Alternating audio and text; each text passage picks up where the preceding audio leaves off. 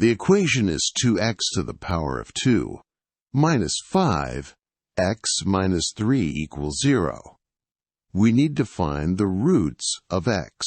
We will use the quadratic formula x equals negative b plus or minus square root of b squared minus 4ac divided by 2a. Identify a equals 2, b equals negative 5, and c equals negative 3 from the equation. Substitute the values of a, b, and c into the formula. Square negative 5 to get 25, and minus 4ac becomes plus 24. Simplify 25 plus 24 to 49 inside the square root. Take the square root of 49, which is 7. Final roots.